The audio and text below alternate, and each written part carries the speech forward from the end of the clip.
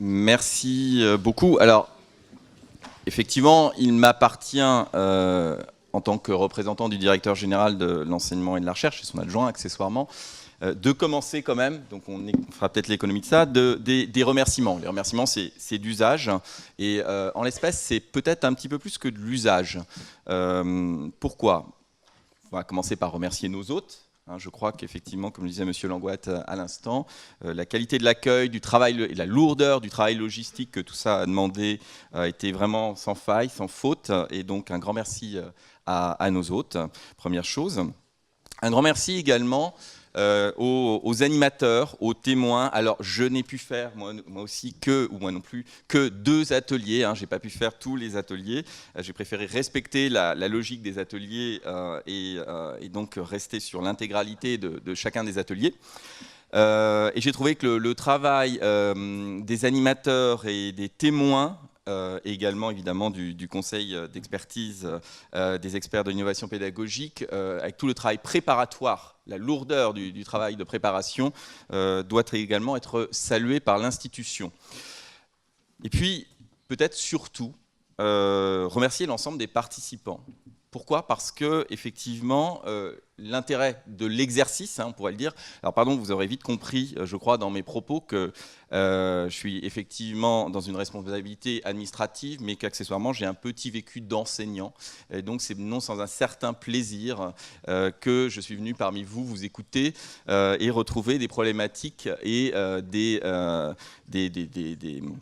des conceptions que j'ai partagées et que je continue de partager. C'est pas pour rien que je me retrouve à m'occuper de politique éducative.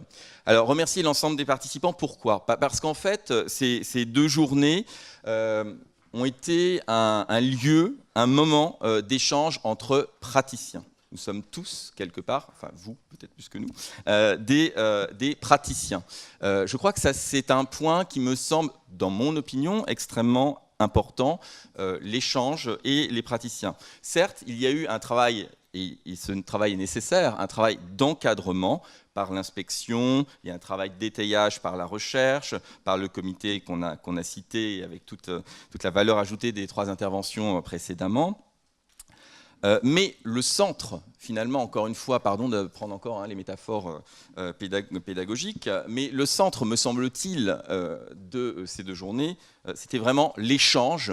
Et alors, si vous me permettez, je dirais l'échange entre nous. Je ne vais pas renoncer totalement à mes titres. L'échange entre nous autour et à partir de pratiques innovantes à travers l'exercice des ateliers et des barcamps.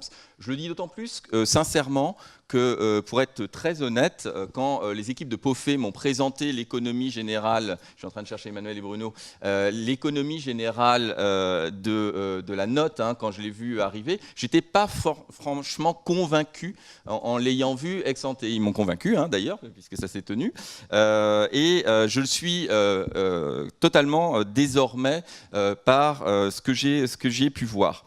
Alors, notamment, ce qui m'a frappé, et je le dis d'autant plus que mon passé d'enseignant, je l'ai fait à l'Éducation nationale, et que ce qui m'a intéressé de venir voir ici aussi, c'est comment fonctionne ce bel objet, je crois qu'on peut le dire, qu'est l'enseignement agricole. Ce qui est frappant dans ces échanges, effectivement, c'est les complémentarités entre les différents intervenants, que sont les personnels enseignants. Alors, certes, jamais assez nombreux, je crois que ça, on l'a noté à juste titre. Les personnels de direction, qui sont effectivement des pédagogues également, les formateurs de formateurs, comme on dit à l'Éducation nationale. Et alors, quel n'a pas été mon plaisir quand, dans le 2e atelier, je suis en train de chercher l'intervenant qui l'a dit, quand il témoignait, il disait « nous sommes tous », non pas par opposition, mais justement pour montrer la noblesse de nos métiers, nous sommes tous des catégories A. C'est la première fois en 10 ans de carrière administrative que j'entends citer ce terme. Et alors, comme j'ai 5 ans de fonction publique derrière moi, à la Direction générale de l'administration et de la fonction publique, je peux vous dire que ça fait extrêmement plaisir de voir le lien qui peut être fait entre la fonction pédagogique et la catégorie A. Il l'a très bien défini d'ailleurs. Qu'est-ce que c'est que catégorie A ? On s'en fiche, c'est pas catégorie A par opposition aux catégorie B ou catégorie C, c'est pas le problème. Mais catégorie A, c'est un cadre statutaire. Et au titre de ce cadre statutaire, il a des responsabilités d'innovation. Et je crois que ces points sont extrêmement importants, effectivement, dans toute la noblesse du métier qui ne s'arrête pas au face-à-face pédagogique, et vous le savez. Quatrième point sur ce lieu d'échange entre les praticiens, ce qui m'a également frappé dans les échanges entre les ateliers, c'est l'interrogation. Alors j'ai eu peur, Luc, quand tu as dit qu'il ne fallait pas douter. Alors moi je pense qu'on ne doute jamais assez, hein, mais ça c'est les restes de nos cours de philo. L'interrogation extrêmement saine, qui me semble intellectuellement extrêmement saine, sur nos positions. Qu'est-ce que c'est que enseigner, effectivement? Et en discutant avec certains d'entre vous, effectivement, on voit à travers l'innovation que enseigner, on le voit dans les effets générationnels, c'est plus simplement un travail d'expert. Je le dis parce que très souvent, alors si je vous dis, il ne s'agit plus de faire de la pédagogie descendante, ça vous le savez tous, mais je crois que ça, tout le monde l'a à peu près intégré désormais, mais le rôle de l'expert, l'enseignant a encore du mal à penser qu'il n'est plus seulement qu'un expert, qu'il est davantage que ça, ce qui ne veut pas dire qu'il n'a pas un rôle d'expertise. Hein. Attention à la contrario. Troisième point, à vous écouter lors de ces ateliers, il me semble, moi, deux choses qui m'ont particulièrement séduite, c'est que deux valeurs fondent la démarche de ces deux journées, et donc par là même pourraient caractériser l'innovation. Premier point, moi, qui m'a beaucoup plu, c'est le pragmatisme. Parce que je trouve trop rare dans la société française. Nous, les Français, nous sommes les champions du monde du yaka faucon, comme on dit, hein, ou de la critique, qui également peut être très stimulante. Mais je trouve qu'on se pose, là encore, ça n'est que mon opinion, très peu souvent, trop peu souvent, la question du comment. Et là, effectivement, c'était un des centres, la question du comment. Effectivement, comment on fait, comment on y arrive, est une question, à mon avis, extrêmement centrale. C'était un des intitulés, hein, c'est celui de la conduite du changement. Et puis, en étant pragmatique, quelque chose auquel je suis aussi très attaché, je suis sans doute peut-être trop terre-à-terre, j'en sais rien, mais on ne confond pas, et dans ce que j'ai entendu pendant ces 2 jours, ça m'a vraiment fait plaisir de ce point de vue-là, la fin et les moyens. Alors ça a été dit par M. Cerisier, notamment sur la place, je ne vais pas le développer, j'en ai pas le temps, mais de l'outil numérique. Moi je suis très très mauvais en numérique et en même temps je suis absolument convaincu que c'est un outil absolument formidable pour cet exercice qui est la relation pédagogique. Le troisième point fondamental, effectivement, dans le pragmatisme, c'est qu'on part de situations locales. L'innovation, c'est l'analyse de situations locales dans toute leur complexité. Et puis, un mot que j'ai bien aimé aussi, qui a été prononcé plusieurs fois dans les leviers, quand on vous demande de trouver les leviers, hein, l'exercice assez classique, c'est quelque part la chance, savoir saisir des opportunités. Et alors, ce qui était très intéressant, c'est ce que vous avez cité vous-même, hein, dans les ateliers, comme opportunité. Les opportunités, ça peut être une situation extrêmement difficile, on n'a pas le choix, il va falloir innover parce qu'on a une classe extrêmement difficile, etc. Mais ça peut être aussi, il y a une diversité d'opportunités, c'est ça qu'il faut reconnaître. Ça peut être l'occasion de la rénovation de la voie professionnelle, la rénovation du CAP, etc. Et ça, j'ai trouvé ça extrêmement intéressant parce que les opportunités, et c'est pas pour rien que les enseignants, c'est des cadres A, justement. Si on exige un niveau, quelque part, de recrutement, c'est parce que vous devez être capable, à partir du réel, de repérer, de faire ce travail de repérage, et notamment de repérage des opportunités. Donc ça peut venir d'en haut, une impulsion nationale, tiens, une rénovation, ça peut être l'occasion de. Et puis, ça peut être aussi une crise locale. Hein. Donc il faut voir ces opportunités partout. Ça peut être des opportunités temporelles. Ça peut être des opportunités également beaucoup plus matérielles. Vous avez cité, là encore, moi je ne viens pas de l'enseignement agricole, mais vous l'avez cité plusieurs fois, les atouts qu'ont vos établissements. Les atouts qu'ont vos établissements, je ne vais pas y revenir, je ne vais pas les développer, mais c'est dans ce cadre que c'est intéressant, notamment les exploitations agricoles. Hein, dans le geste pédagogique, avec toutes les difficultés que cela implique, évidemment, mais un atout peut aussi être une contrainte et inversement. Et puis, vous l'avez évoqué, hein, là, c'est pas moi non plus qui l'ai inventé, la complémentarité, la vraie chance, encore faut-il s'en saisir, et je ne crois pas que ce soit le cas dans tous les établissements, la complémentarité des voies de formation et notamment des cultures professionnelles des formateurs entre les différentes voies de formation. Et ça, c'est une vraie chance quand vous pouvez arriver dans le sein d'un même établissement, au sein d'un même établissement, à échanger entre vous. Ça, c'est une belle opportunité. Deuxième grand pilier qui me semble fonder la démarche d'innovation, et ça a été dit par tous mes prédécesseurs, donc je ne vais pas m'étendre, c'est la dimension collective. La dimension collective, et effectivement, ça a été une question centrale dans les 2 ateliers. Il y a toujours un pilote. Où est le pilote, etc. Mais la question qui m'intéressait beaucoup dans les débats que vous avez entre vous, c'est qui emmener? Faut-il emmener tout de la communauté enseignante? À partir de combien est-on une masse critique capable de faire un groupe projet, etc. etc. Et j'ai beaucoup aimé le pragmatisme de vos échanges sur ce sujet. Parce que, évidemment, Rome s'est pas faite en un jour et on ne va pas convertir l'intégralité des collègues comme ça d'un claquement de doigts, ça serait trop facile. Et puis, dans cette dimension collective, elle a un impact sur l'environnement, sur une réflexion sur l'ensemble de l'environnement. C'est qui agit dans cette situation globale, quelque part, qui est la situation d'enseignement. Le rôle des autres acteurs. Vous avez évoqué dans le témoignage que j'ai entendu hier, le regard et les retours des professionnels qui vous interrogeaient, justement, qui pouvaient être des stimulants pour recentrer le geste pédagogique sur qu'est-ce qu'on doit apprendre, qu'est-ce qui est utile, etc. Luc l'a dit juste avant moi. Un point, je l'ai dit tout à l'heure, justement, sur la complémentarité des acteurs et des participants aux différents ateliers, quelque chose qui me fait extrêmement plaisir, que je n'ai pas entendu depuis les 6 mois où je suis présent parmi vous. À l'Éducation nationale, vous savez, il y a 2 mondes. Alors ça a peut-être évolué un petit peu depuis que je suis parti, mais il y a les enseignants et il y a les non-enseignants.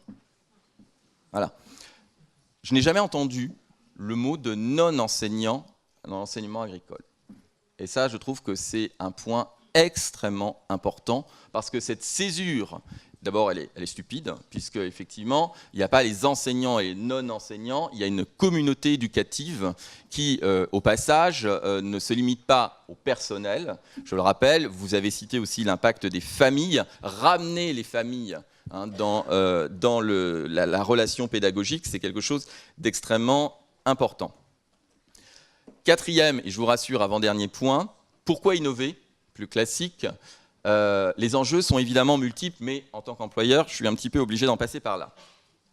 Alors, d'abord, évidemment, permettez-moi de le dire, on travaille pour la réussite de tous les... Alors, moi je dis toujours élèves, j'ai encore un petit peu de mal avec apprenants, ça viendra peut-être, mais de tous les jeunes et moins jeunes, si vous préférez, pour la formation continue. Qu'est-ce que c'est que la réussite? Là aussi, ce sont des points que vous avez interrogés, que j'ai trouvés en plus dans des réflexions à chaque fois fécondes, c'est-à-dire des interrogations qui débouchaient sur quelque chose. Qu'est-ce que c'est que la réussite? C'est pas seulement la réussite à l'examen. Je vous renvoie au fameux article L811.1 du Code rural qui dit que nous avons collectivement une mission d'insertion sociale et professionnelle. Et nous l'avons vu dans l'atelier de ce matin, l'insertion sociale et professionnelle, c'est souvent la même chose. On a parlé des soft skills ce matin qui deviennent les qualités premières sur lesquelles les recruteurs aujourd'hui regardent un petit peu les candidats au poste. Donc la réussite de tous. Alors évidemment, il faut faire attention, l'enseignement agricole, ce n'est pas un enseignement de relégation, ne doit pas être un enseignement de relégation.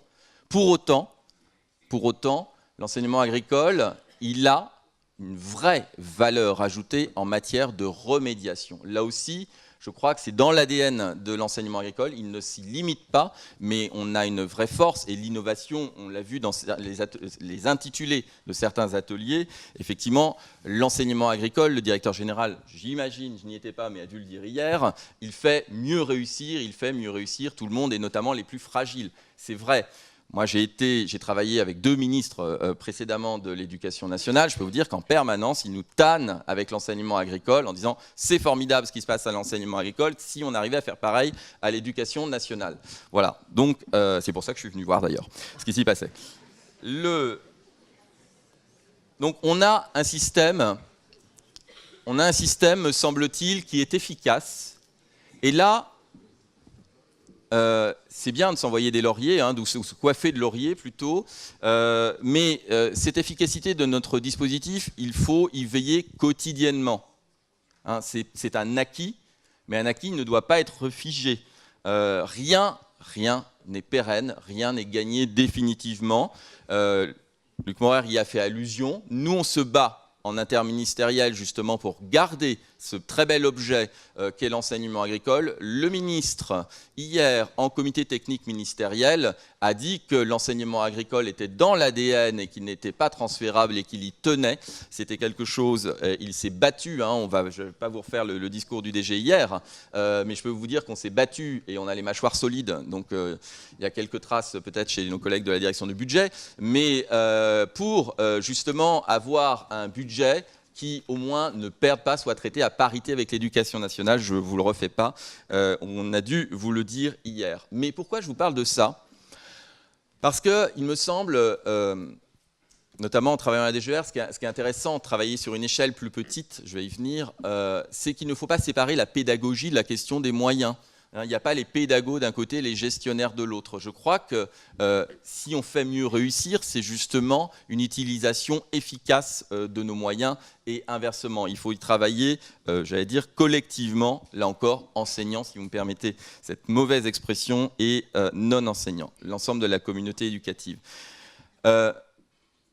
Un ministre précédent avait parlé d'un enseignement à taille humaine, ou un dispositif à taille humaine. Effectivement, je crois que c'est une de nos chances. Nous avons un enseignement de petite taille, nous sommes connectés au territoire, et là encore, c'est une belle opportunité. Donc voilà pour la réussite de tous. Encore une fois, il faut y veiller collectivement, il faut progresser toujours davantage sur ce sujet. C'est quand même l'essence même de notre métier, enfin du vôtre plutôt que le mien désormais. Deuxième point, je ne vais pas développer puisque mon voisin de gauche l'a développé, c'est le portage des politiques publiques. On va travailler davantage, peut-être, parce que l'éducation, c'est quelque chose de complet. On n'est pas là pour former des singes savants ou des experts dans telle ou telle discipline. Beaucoup d'entre vous avaient évoqué la question de l'éducation à la santé. L'éducation et qui passe par l'alimentation, donc travailler avec la direction générale de l'alimentation, travailler évidemment, les DRAF vont veiller à la coordination sur le terrain de toutes les politiques publiques, travailler avec toutes les grandes directions du ministère, justement pour avoir une approche très complète. Et là, le ministère de l'Agriculture et de l'Alimentation, me semble-t-il, a une vraie valeur ajoutée, encore une fois, une vraie chance. Ce portage des politiques publiques, j'étais aussi très heureux de l'entendre hier après-midi. C'est pas seulement les politiques ministérielles. C'est pas seulement les politiques ministérielles, c'est aussi les politiques interministérielles. Quand il s'agissait hier après-midi de lister un certain nombre d'opportunités, j'ai été particulièrement, je peux le dire, touché d'entendre l'une ou l'autre d'entre vous, je ne sais plus qui c'était, qui a dit, quand on nous a, la loi de 2005, sur l'inclusion des personnes en situation de handicap, a été une opportunité parce qu'elle nous a obligés à changer notre regard, elle a diversifié nos publics, etc. Je trouve que c'est là-dessus, vous faites complètement un travail de A et voire plus quand vous dites ça. Je crois que justement vous transformez ce qui pourrait être vécu comme une contrainte, et c'en est une d'ailleurs, avoir des enfants en situation de handicap, des jeunes en situation de handicap, c'est une contrainte supplémentaire. Et là-dessus, vous la transformez en opportunité. Voilà, et troisième point, je ne les listerai pas tous. Troisième point qui a été évoqué en termes d'avantages, c'est le bien-être des personnels. Et ça, je crois, alors on dit en termes techno aujourd'hui la QVT, la qualité de vie au travail. Je crois que c'est un point qui n'a pas été beaucoup développé, mais je l'ai entendu chez beaucoup d'entre vous, le fait que, effectivement, avoir des élèves qui réussissent, évidemment, c'est gratifiant. Avoir peut-être un petit peu plus qu'aujourd'hui la reconnaissance de l'institution, ça c'est pas très français, mais bon, on va essayer de le développer, c'est aussi gratifiant. Mais aussi concrètement, construire une relation pédagogique ou de qualité avec ses apprenants, où les conditions de travail ont un impact sur les conditions de travail qui deviennent forcément meilleures. Alors, pour terminer, quel résultat? Quelle suite? Est-ce que parmi les participants, parmi vous, vous êtes venus chercher des recettes. Je crois que vous êtes venus chercher davantage que des recettes. Vous saviez très bien que vous n'alliez pas trouver des recettes toutes faites. Alors, je vous passerai l'expression anglaise parce que mon accent est trop mauvais, mais vous êtes vraiment venus, je pense, chercher et trouver, en tout cas moi j'en ai trouvé en tant qu'ancien enseignant, de la nourriture pour la pensée. Et ça, c'est nécessaire pour l'adaptation au réel. Il me semble que c'est au cœur même du travail pédagogique qui est de nature relationnelle. La question qui a été évoquée par mes prédécesseurs, c'est celle de la diffusion. Effectivement, là, on est quelque part dans une espèce de clan de convertis à l'innovation, aux vertus de l'innovation. Toutes les personnes qui se sont inscrites étaient volontaires, on n'a forcé personne. Et beaucoup d'entre vous avaient dit que, justement, à votre retour dans l'établissement, comment allez-vous faire pour organiser une restitution à vos collègues? Comment convaincre à plus long terme d'entrer dans l'innovation? Alors effectivement, il y a une vraie question derrière qui est celle de la conviction et le rôle de l'institution, le rôle de la DGER en tant qu'institution effectivement pilote, c'est d'encourager, c'est d'appuyer, c'est de reconnaître avec l'aide de l'inspection et du comité, notamment, de valider les démarches pour les faire connaître. En conclusion, peut-être deux observations qui sont, là encore, je n'aurais pas la prétention de dire deux paroles ni d'autorité ni d'experts, mais deux opinions, au vu de ce que j'ai pu entendre. La première, je rejoins complètement Luc Morer quand il dit qu'il y a un impératif à mieux communiquer. Mieux communiquer au sens, qu'est-ce que c'est que communiquer? Communiquer, c'est expliciter. Communiquer, c'est expliciter et c'est, vous savez, assez régulièrement, alors j'ai mes équipes en administration centrale, je leur mets souvent des acronymes et Adeline sait ce que je vais citer. Je cite régulièrement l'acronyme, j'écris PPNS. Et PPNS, ça veut dire quoi? Ça veut dire pitié pour les non-spécialistes. Voilà. En général, ça marque.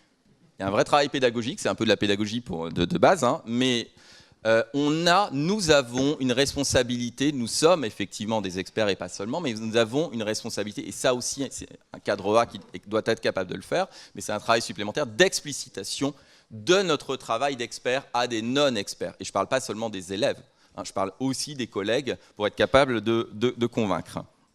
Voilà. Travail d'explicitation, d'autant plus que, en tant qu'ancien enseignant, alors je viens sans doute, paraît-il, hein, une inspectrice ici présente m'a confirmé que je venais de la discipline la pire, d'un des diplômes les pires en termes de conservatisme. Je ne la citerai pas pour ne pas offenser ceux qui seraient de la même discipline dans cette salle. Pardon ? Non, ce n'est pas les mathématiques, c'est pire.